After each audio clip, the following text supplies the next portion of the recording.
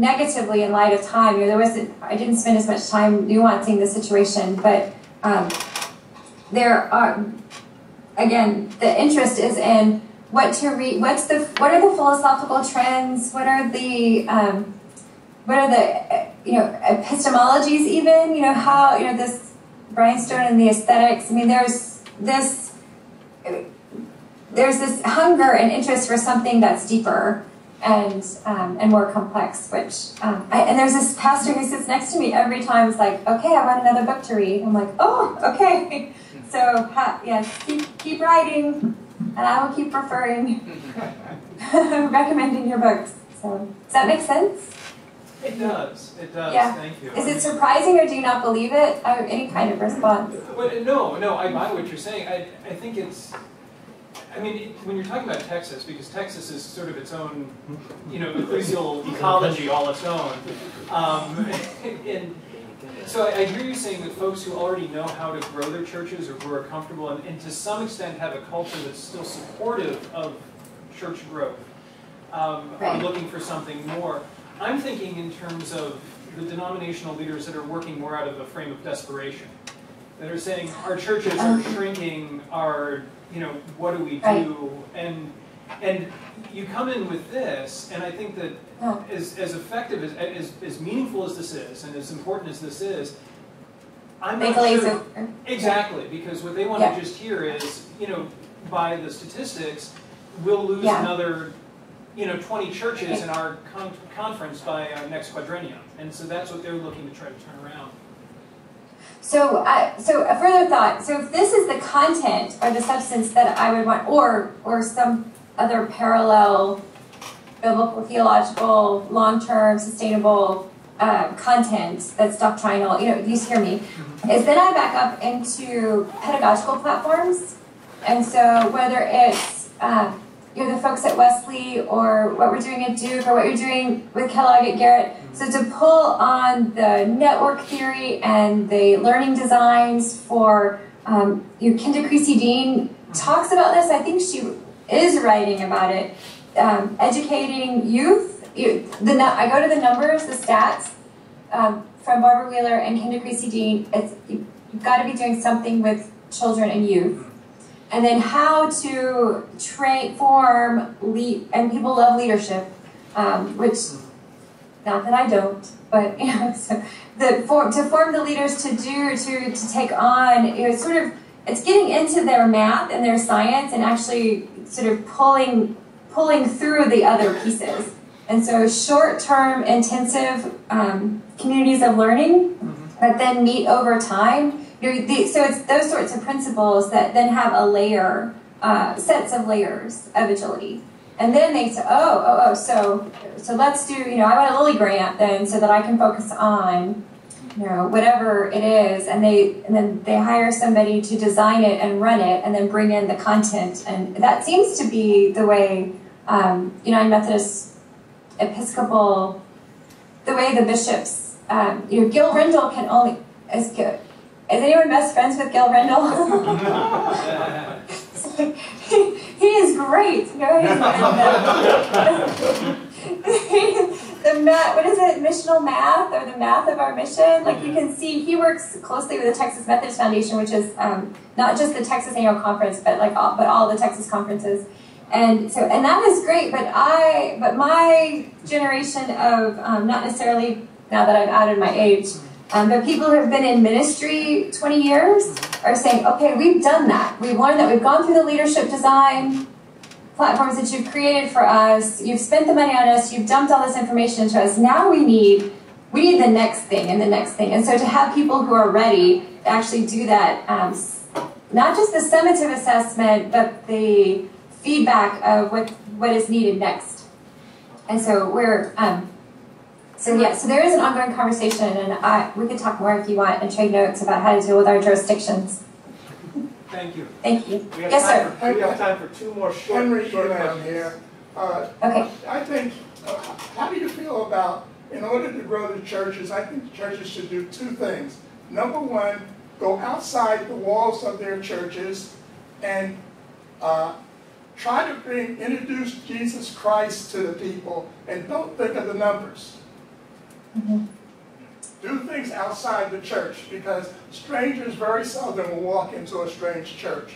You need to have some kind of activity outside the church, but focus on getting these people interested in learning more about Jesus Christ. Oh, absolutely. Jesus is already there. Holy Spirit's already there. However, your prevenient grace works, and absolutely moving outside. And that's the missio Dei, the sentness, that we're not... I learned something about physics, which I'm very proud of. So for years, I've talked about Mortimer Arias and now Richard Bauckham. In the last 10 years, the centripetal, centrifugal, the force. We go out, we go in. The Old Testament, New Testament, but it's more complicated. Yes, yes, yes. And there was a physicist in my class, and I said, "So, does anyone have any? Does that make sense? Hey, am I even saying this right after 10 years, 15 years?" And he says, "Well, actually, it's not a go outside and then come back in, which is the way I was stepping it. There's one step and then other. It doesn't matter whether you go or gather, but you need to keep doing both, one and then the other, one and then the other." He's like, no. If you think about the pail with the water and the rope that you're swinging around for the science project, that centripetal, centrifugal forces are working together at the same time. So the going outside and sharing Jesus is actually needs to be somehow ontologically connected to worship and sacraments around the table. You see, so all of that, and how to do that. I mean, we don't have to teach everyone ontology. Well, I can't even say it right. I mean, ontology, but there is a sense of it's a synergy between the two. So absolutely going outside, but having a sense of what we're inviting people to and allowing that to keep moving, to have an agility beyond the walls. Lacey, Yes, sir. your room is darkening. That's probably a hint that, there we go. Our time is But I ending. understand if it's Our time is fast ending with you, but we have one more question in the back. Sure. And Lacey, then, which one? Yeah. Oh, Two questions. Oh, there. Well, now I just saw your finger first for us. I was thinking of the gentleman in the back. Okay. So may I go first then? Sounds like an evangelist. Lacey University Park from Ohio. Hi. Hi. This may be a little too personal question, so you may not feel like answering it, but I know of your scholarly work. I wonder how you actually practice in evangelism in your personal life and ministry. Like D.T. Niles in his book, that they may have life. He shares his experience in his book. Someone asked him a question. When was the last time you tried to guide or lead someone to Jesus? And he said that question created fear in his own heart, because although he was preaching the gospel from pulpit and from platform, a personal evangelism had become an experience of the past. I mean, he kind of forgot about, just how to wrestle with and for someone for the sake of the gospel. That's kind of one of the things I'm wrestling with myself. Although I'm teaching evangelism, somehow it's really hard for me to practice evangelism in my personal life. So I wonder how you actually practice evangelism. Well, okay, so I do. This is one of the things. This is one of the things that keeps me up at night. It's like, okay, so I live or work in these very comfortable Christian places. So how can I intentionally practice and fulfill my vocation to my baptism, ordination? And so my husband and I constantly are talking about this, and with our sort of covenantal groups, that's a little bit of a stretch. Now that we have technology, it makes it a little easier. So we are consistently trying to be in conversation, not just with, okay, so I'll just break it into 3 categories because I've done that all night long. And there's the close friends, the church family, to be, and clergy colleagues to be hospitable and in covenant with. And there's layers of prayer and hospitality, prayer and action that go through devotion, prayer, and then how to share that with each other. So that's pretty easy, right? I mean, that's what we do all the time. But then to have not just an openness to the stranger and to listening and asking questions, which I can give an example, but also to have the acquaintances. Those acquaintances that they're not all in the church, that we're not always cultivating. I don't mean cultivating friends as in we're collecting them, but just as God puts people in our path, that we'd see that as a sentness.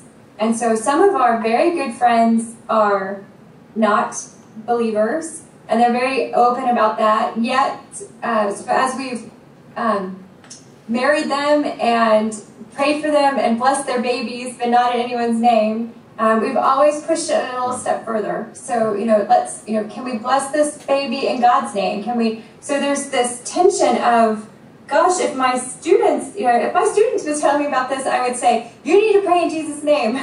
but then I'm trying to be held accountable and honest to people who they're really not comfortable with that. And so how to stay in relationship with them over the long term. And then also crossing socioeconomic boundaries and being in relationship long term. And so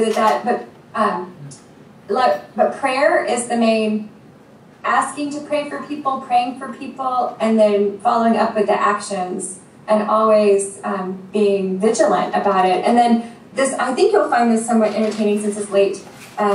I found myself, I'm not really the one who sits on an airplane and says, "Hi, I love Jesus, do you?" I find that very uncomfortable. In fact, my husband and I used to, for a brief period, we had a game when we lived in England that whoever outed us as ordained Christians first lost. So you couldn't lie. You had to say what we really did, but you just, don't do that because then the whole thing changes, right? If you're on a coach trip going through Scotland. Okay, so I found myself at a bed and breakfast speaking at an annual conference years ago, and I was going to be there 3 mornings.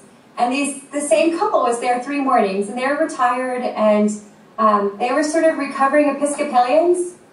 I mean, that's the way they called themselves. And I tried every morning to talk to this person, and the wife wanted me to talk to him about God and Jesus, and he did not want to talk. He was really, really intransigent at breakfast. And then on the last morning, he said something, and it occurred to me that the Bible wasn't the way to go, but forgive me for this, so I'm asking for absolution, but Aristotle was the way to go. So he had read Aristotle and was really enamored with the Nicomachean ethics. I'm like, oh my gosh. I realized, dear Jesus, am I actually evangelizing someone by Aristotle? Will you forgive me? And this guy, he loved it. His wife loved it even more. I mean, he really got into it. So listening and trying to, to be in conversation all the time. But it's a constant testing and experimenting, and I certainly don't have it down to a formula. That's a very good question, and I think it's a good one to ask one another so that we hold each other accountable in a supportive way. Thank you. Absolutely. One more question in the back. Pete Bellini, United Theological Seminary. In light of Supernaturally Challenged, I strongly agree that there's been an epistemological crisis, probably since late scholasticism into modernity and postmodernity, and it's contributed to what I call deflationary ontologies, and I think you see that in the closed system naturalism of the Enlightenment, where it leads to cessationism. And you expressed your litany of philosophers, and mine would go back to from Scotus to Occam and all the way up to Nietzsche and postmodern and that sort of thing. I wrote a monograph a few years ago tracing this archaeology of thinkers in terms of trying to tackle this problem. Question being, have you found personally in your research any viable and sound epistemologies that are compatible with Christian theism, first of all, and secondly, the so-called supernatural work of God, which I believe in wholeheartedly. I just think supernatural kind of contributes to that Enlightenment bifurcation, nature, supernature, eventually deism. It kind of puts it way out there where, Wesley kind of thought that there is no pure state of nature, that everything is somehow prevenient grace. But have you found any viable or compatible epistemologies that you've worked with, even with beginning with Christian theism? Because I think that's where often the problem is somehow we borrow a lot of these and the baggage and the consequences get us in a lot of trouble. And then let alone for talking about the supernatural. Right. You know, I hate to end this way in some manner of speaking, because I hope you will, you'll take, no. And I think that, I want to say thank you for your work. I think it's courageous and just the kind of vigilant persistence of of working with epistemologies to bring them closer and to bridge those gaps. I am not skilled that way. I haven't necessarily gone looking, but I'm also, just to be quite honest, I don't feel confident in my philosophical background to dive into those waters of that kind of interdisciplinary work. Because interdisciplinary work is really scary. You know, you have to, it's being legitimate in more than one field, where our educational system and formation and then the way we're set up in faculties really keep us discreet. So God bless you, and keep going. I've come across you, but I'll go back to it. But just to say thank you for it, and so that I've taken another, which is a kind of Aristotelian route of going to the Divinity School at Duke and then staying. You're not being there consistently, but being there for so long. I've tried to. Where's Stephen Hunter?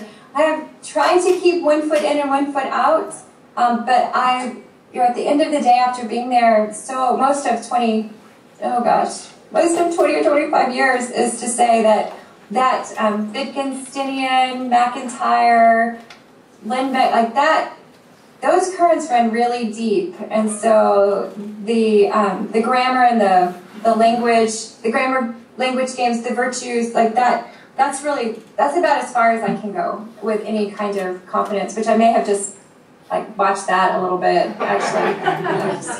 So thank you for that.